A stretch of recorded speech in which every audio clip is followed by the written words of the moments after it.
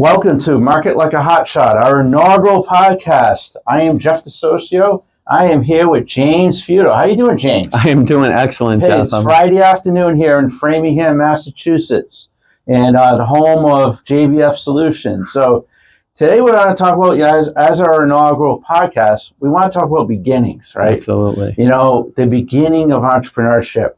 So many people here out there, they work in the corporate. They don't pursue their dreams or what they want to do or control their own financial destiny. So you have a great story, right? You do, right? I love your story. Working at a large retailer in IT management, and then you pursued your dream. So let's talk about that today, James. Yeah, absolutely. I mean, it was definitely a journey. It was one that actually started a long time ago. When I was 10 years old, I was reading books about how to start businesses and real estate, things like that. I just got interested in it. And when I went to college, my goal was to learn about entrepreneurship and then start a business immediately upon graduation. Well, like everything, life doesn't always work the way you expect it to. Landed a couple jobs and had, various ups and downs throughout the process. But what ended up happening in my case is that I got to a point where I was at, a crossroads, and I had the opportunity to either continue in corporate life or go off on my own. And what really nudged me over the edge, because it was a lifelong dream, was that I imagined myself, at 70, 80 years old and wondering, all right, what's going to happen? Like, sitting in a rocking chair, right? Yeah, and it's like it's too late to go out and do it. I'm kicking myself that I didn't do it 20 years sooner, but it was, there's a lot of things to consider, because I think often people start businesses sometimes not for the right reasons. I was actually reading a book about this the last couple of weeks, where there were two CEOs talking to each other, and one of them asked the other one, what makes you want to be a CEO? What makes you want to do CEO things?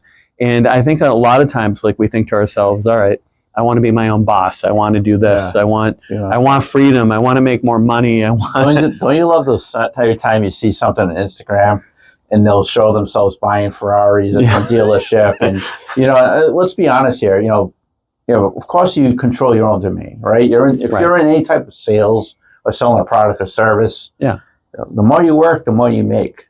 But let's face it, all right? You're not going to be getting that Ferrari day one, right? So James, tell us about your beginnings when you made that official transition to your full-time business. Right. So it was a scary decision, even though I know I wanted to do that. But the months leading up to it, when I made the decision, and then when when it became a reality, it was about 3 months, and I had a lot of time to think about it. We were in the middle of a pandemic where I was very optimistically thinking we would be done like the next month. And then I'm like, yeah, we got 3 months. I ended up starting this,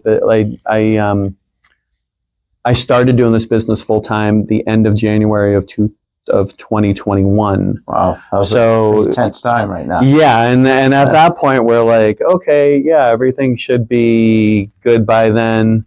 And it took a while because, life had changed, business has changed. I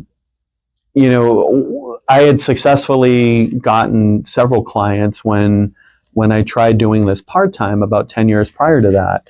And I'm like, oh, it'll be easy. I'll just pick up where I left off. And I think a lot of times we think it's easy. The CEO of NVIDIA was once asked, would you do it again? And he's like, never. He's like, it was 1,000,000 times harder than I expected it to be. I wouldn't say it was 1,000,000 for me, but I would say it's, I don't think 100 times more difficult would be inaccurate. It was substantially more difficult than I had expected it to be. So why do you think it's difficult? So that's a great question to answer, because and I'll talk about networking later, but my networking group, I meet entrepreneurs all the time. And they know networking is a key to meet people and build your business and all that. Right. But I notice a lot of people quit. They quit. They go back to corporate. Right. They say, I'm done. Why do you think that? Well, I think the problem is it takes time. It's not. I mean, you see all these stories maybe on Shark Tank or with people in the news, or as you mentioned on social media, the people that's like, I'm an entrepreneur. Here's my Ferrari. Here's my plane. Here's my yacht. I'm vacationing all the time. And I think there's that expectation versus reality. So with expectations, I think everyone thinks it's, yeah, I'll be up and running in a couple of months. I honestly thought like within 6 months I'd be, up and running, the hottest thing here in our area. And talk about having your own building with your sign up. Yeah, there, on Route 9 here. Right yeah, I drove by a building. I took a picture of it and I photoshopped in our logo on it. JDSolutions.com. But and it's good. You need to have that vision. You need to have, and I believe in using vision boards and things like that. So I do. I actually have a photo. I have that photo on my vision board. It's still there after 3-4 years. But it's a lot more challenging than I think a lot of people get, because I think, like in our case where we are primarily web design, we're digital marketing as well. But in both of those areas, it's like you can be very good at what you do and, think, all right, I'm really good. I'm a great web designer. I get a ton of engagement on social media. I should turn that into a business. But like, there's so much more to running your business than doing your craft. And I think that's the thing, is a lot of people, they want to be solopreneurs because there's so much other aspects of, like, if you manage a team, payroll, things like that. But there's so many things, like day to day, you think, all right, I'm going to work 40 hours a week as a, let's say a photographer, right? You're spending probably, of that 40 hours a week, probably 25 hours a week looking for business, maybe another 5 to 10 hours a week on administrative stuff. And then like whatever's left over is probably what you're doing on your craft. Yeah. But, at first it's even less. You're barely doing your craft because you're going out there trying to find ways to get more business and to get paid. So, we don't just start off unless you're leaving another firm with clients and all that stuff that you can take with you. You got to start from scratch, and it's just like you got to build your credibility. I mean, I remember Mark Andreessen, who started Netscape many, many years ago. Netscape, wow. Yeah, and when he left Netscape, I know we're dating ourselves. When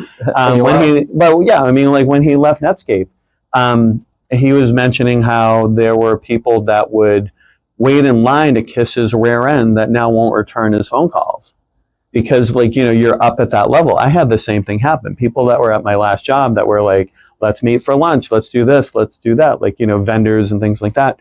When I did this full time, it's like, hey, I just thought maybe we could touch base, maybe do a little networking together, and it's just, you get ghosted essentially. Yeah. So it's email. Yeah. So it's not always it's not always that easy. But then the other thing too is to think about it in the sense of like getting up to a level where you are like a leader of at least yourself. A good analogy I recently heard was like, there are people that are great teachers, but do they want to be principals? And it's a combination of actually two things. It's a ability, and it's also desire, because there are people out there that are wonderful teachers. They're great teachers, and they either do or do not have the skills to be an administrator because it's a different skill set. And it seems like the next logical step, but it's not always. Right. But that part aside, assuming that they do have the ability to handle all the other administrative stuff that comes with it, people love teaching. Once you're a principal, you're out of the classroom. You're dealing more with, working with the teachers, working with the parents, dealing with issues, rather than going in and teaching math or science or whatever your topic is that you're passionate about. And that's the other thing that happens a lot with entrepreneurship. So, some people, I think why you see a lot of people drop off is that they started with the intent that they're going to be a solopreneur or freelancer. Yeah. And then they realize how challenging it is and that it takes time to build your business. So rather than going out there and making millions in their first month, they're doing a bunch of free jobs. Sometimes they don't make any money in their first month, and sometimes first in the first year. And that's one thing is okay. We'll talk about my little change that I made a few years ago myself, and you can't, you have to almost assume you're going to go your first year not making a dime. Right. But of course it's like a dip, right? It's like 2008, right? Yeah. We had that little dip and then economy got better, you know, with the right work, with a good network and all that, having that all in place, building that structure, right? Because remember, you're good at your craft. Right. And, you know, we're going to have many podcasts in the future. We could talk about networking in the future, right? But, you know, building that framework, building that trusted resources, you have to get all this in place. Right. And that's really your first year. Your first year is really getting that, you know, we talk about 2 to 3 year plan. You know, some of the businesses I've done in the past 2 to 3 year plan, build that framework, and then you're going to see success. And boy, let me tell you, if you're good, you got the great network, you're going to see success. Right. Almost guaranteed there. So, yeah, so I love it, man. Yeah. It's a good story. It is. So let's hear your story, Jeff. I'm sure everyone wants to hear about you. So just like my buddy James here, we're both were IT geeks, right, back in the day. We have 60 years, we figured 60 years of IT experience. Between the two of us. So see the gray right here? It's getting in, right? Mine So too. yeah, no, I was in IT. I was in IT infrastructure. I got into management, you know, probably halfway through my tech career. You know, I ran teams, big teams, you know. Of course, the one down the street here was probably my longest tenure at the, you know, that was easy place called Staples. That was like my transition, right, into management. So 20 years of managing people. And then, of course, the pandemic happened, right? So it was like a wash machine. Things started changing. Went through 2 layoffs. Yeah. One was after 4 months of being in a place. It was at a startup. Wow. So I was, you know, looking for a new job. But, you know, let me back it up a little bit. Prior to that, I had the nights and weekends side hustle, right? Digital and internet marketing. Right. I did my health and wellness products. And I had all these things going on. And then I met the president of the search firm and, you know, it was about a job. And they was like, what's your thoughts about getting into staffing? I was like, okay, it's a big change. And just like an entrepreneur, you're starting at the bottom, right? Yeah. We're still at the bottom, right? Still trying to work our way up. But I was like, okay, now I'm becoming a true entrepreneur. Because in the world of staffing, just like my digital and internet marketing business, and now my business networking business, it's all me. Yeah. If I stop today, if I I want to take next week off, you're not going to do anything, right? But, you know, there's another topic for another day is leveraging, right? Leveraging resources. But absolutely. You know, so just like you know, I mean, I pretty much made a decision 3 years ago. I'm not going back. Yeah. You know, and it's a scary thought. It's scary. It really is. You know, if I were to apply for a director or VP of IT job today, I probably wouldn't get in. Would I be making what I was making before? Probably not. Right? All right. I'm stuck. Am I stuck with entrepreneurship right now? Probably. Right? I'm stuck with staffing because the staffing business is essentially like my own. Right? I have my own clients. I have my own job orders and all that. And just like in the digital internet marketing world, do I sell stuff or not? You know, it depends on how hard I work. Right. And let me tell you, but, you know, am I happy? Hell yeah. Hell yeah. I am so happy. You know, it's like the past 3 years have been great. Here we are. We're doing a podcast on a Friday afternoon. Yeah. Right? You couldn't do that before. No way. You're in a meeting. I used to travel all over the place. Right. I saw, hey, I got to say one thing about being a corporate, right? I saw Europe. I was in Canada. I went to India. I went all over the place, right? On their dime. That was good. But you know what? You know, health and wellness wise, couldn't be happier right now. Yeah. I mean, now you get to travel to like Natick. I go to Natick. Well, I do go to Boston, Providence, you know, in a networking group with Mass Professional Networking. Hey, we're expanding to Rhode Island. We went out of state, right? But you know, it's controlling your own domain. And the thing is going back to kind of the root of, you know, the start, right? It's hard to start. And, you know, the name of our podcast, Market Like a Hotshot, you know, I would say you got to think of yourself as a hotshot and you got to market yourself. And that's how you got to, when you get your beginnings, think about that marketing plan, right? How you're going to, you know, you have something to offer. Right. How do you get it out to the right people, right, James? So let's expand on that one a little bit. Like when you knew you were an amazing developer, right? Right. If you say so, yeah. You're an amazing developer. Man, he's the best, right? Right here in the room with me here. But you have to get to the right people. And this is, you know, I say this is very important at the beginning. It So is. how did you do that to become where you are now? It's a lot of it's trial and error. And, often what I try to do is learn from other people's mistakes so I don't have to make those mistakes. Exactly. It gets me a little bit further ahead. But, it's part of the journey is making those mistakes and trying things out. So, ironically, how you and I became friends, how we got to know each other was your event. I went on, I'm like, all right, I got to do networking events. And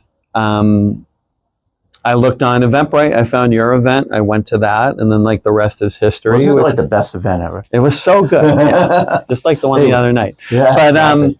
no, I mean, like the trick was really trying to get in, trying to find like. And the other thing too is like in the last 4 years, who our ideal client has evolved. At first it was like really anybody with a heartbeat that wanted a website. Like that was our ideal client. It's like, what can you pay? $100? Sure, why not? I mean. Keep in mind, when I did this before, I was advertising on Craigslist. I was advertising a $600 website on Craigslist. I had that ad running in 20 markets. I had actually 3 different ads in 20 markets every day. And when I went to do this again, I'm like, all right, I'll go on to Craigslist. I'm like, what? It's like $5 an ad. So I'm running it in my head, and I'm like, all right, so like I need a $1,200 marketing budget a month, and then I'm like, I can't do $600 websites if I'm doing that. You're losing money there. Yeah, so like I mean, it's evolved. So what I've done is I've gone out. I still go to a bunch of different networking events, but a lot of our business comes through referrals. So it's just getting in with the right people. One of our clients, who's probably our most ideal client, actually is down the road. They're a large company. They've got, I think, 40 to 60 people that work for them. And they found us on Google, so, and the 2 guys that I work with from that business, where we get along very, very well. They're big supporters of us. We're big supporters of them. So it really is like a partnership, which is ideal. And, and they're big enough that like, they don't worry about, oh, you need a $80 plugin. They're like, yeah, no problem. We'll take care of it. Versus other people where they're like, can you lower my price by like $10 a month?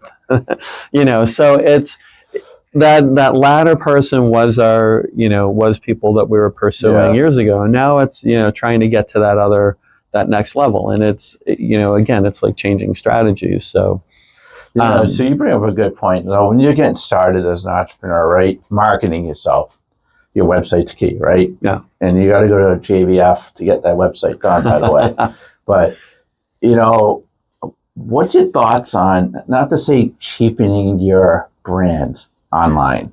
And this could be another. We're coming up with a lot of these topics. We have a lot of topics. You're gonna love our podcast every Friday. Yeah. But I'll just tell you, you talk about the guy that say, "Can you take this off, that off?" And then all of a sudden, what's their brand going to look like online? This is a good way to get started. Yeah, and I think it's a good way to wrap up this, because this is a good topic to close on too, which is just that. The thing is you got to remember that not everybody's your ideal client. So like I use the car dealership analogy, and I our websites, security, all that other stuff that we build into it. It's not like, something that you'll get off of Fiverr, for example. So we don't want to compete with, so like I consider ourselves more high end. So in a car situation, like if we were comparing it to a car dealership, we'd probably be like a Mercedes dealership. And so like Mercedes, how about Lexus? Lexus is fine. Lexus and Toyota is the other example I use. I'd love it to be Lamborghini. That's where we're heading. Right? Hey, we're Italian, right? Two Italians, 2 paisans. Love it.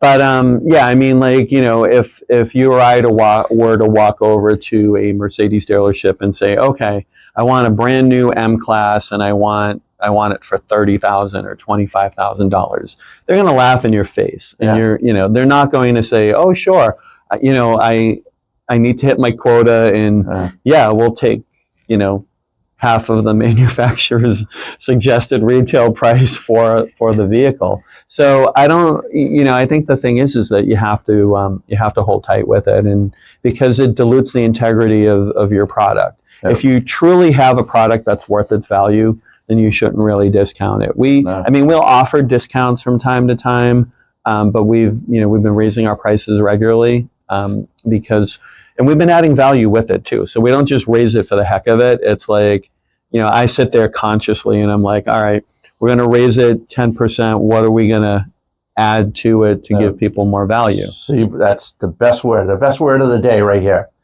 Value. Think about the value. This is like prepping yourself, right, to market like a hotshot. Yeah. As a brand new business, what value you bring. Don't think about cost. Let's talk about value. So, hey, let's close this baby out, James. What's your summary here for today? Our first podcast, brand new entrepreneurs. Give them some homework tonight. The homework is to just make sure you're passionate about what you're doing. I think that if you're not passionate about what you're doing, it impacts your business. When you talk to people, whether they're a restaurant owner, a florist, a web designer, even people that do cleanups in your basement, they do it for a reason. They do it. If they're doing it just for money, money's a great reward for it. It's like, that's why a lot of us. How the heck are you going to get that Lamborghini without money? Yeah. You need the money, but when you're passionate about what you're doing, it makes it a lot easier. So, that would be my closing thought, is to just make sure you find your passion and that's what you're doing. And then my closing thought, and we'll close it out today, surround yourself with the right people, especially when you get started. And we'll close it there. James, this is fun. Yeah. What do you think, man? We'll be back. See you next week. Market like the hotshot, James Feito, Jeff Social. Have a good day.